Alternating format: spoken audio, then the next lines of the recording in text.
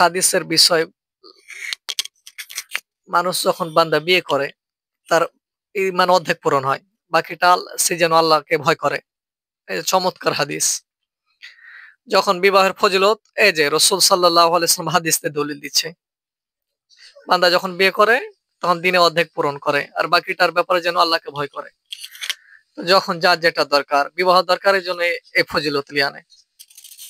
না হলে এই ফজিলত আনার কথা নাই। হাদিসের ভিতর দুর্বলতার পক্ষ অনেকজন বলেছে। দুর্বলতার কথা অনেকে বলেছে। এরপর সহিহ হাদিস যদি বলি, বারবার সহিহ হাদিসে আছে, তোর বেচে বড় আরো সহিহ, ওটা কোনটা? উজু করো।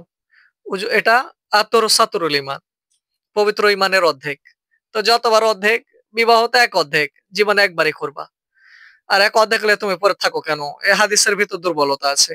হাজারো বার উজু করো, যখন মন চাই ব্যাস, আতর সাতরুল ইমান নাই?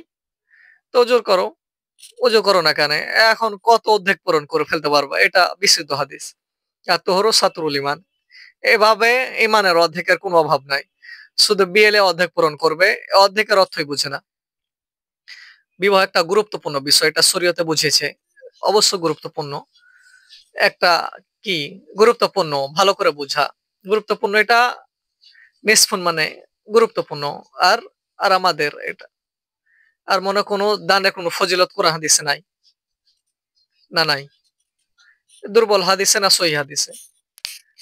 দানের ফজিলত কোরআনে আছে, রোজার ফজিলত আছে, নামাজের ফজিলত আছে, জিহাদের ফজিলত আছে। এটার কোনো ফজিলত দুর্বল না, সবই মজবুত। তা এত ফজিলত জিহাদের, নামাজের এত ফজিলত, এই ফজিলত গুলো একবারও দেখে না। ওই সব এখন মনে চেয়েছে কোনটা? হুজুর বিয়ের ব্যাপার একটা ফজিলত কন, একজনা বলে দিয়েছে নিসফুল ইমান, এটা ইমানের অর্ধেক। এটা যার ইমান ভাঙা, অর্ধেক ইমান তার লাগে, আর যে ইমান পুরা ওর লাগে কোনো ঝামেলাই নাই। ওর ইমানই ভাঙা আসলে, এই জন্য ওর জন্য ঝামেলা। ভাঙা চূড়া ইমান অর্ধেক আছে, পূরণ করতে হবে। এই হাদিসের অর্থ বিরত গুরুত্বপূর্ণ। এটা এই হাদিসে এটা অনেক বড় জিম্মাদারি, এটা ফষ্টি নষ্টি না, এটা মস্তি না, অনেক বড় জিম্মাদারি।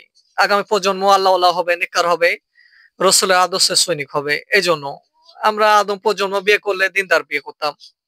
আমি কি ওসুঙ্গা বসুঙ্গার পিছনে জীবন নষ্ট করতো না।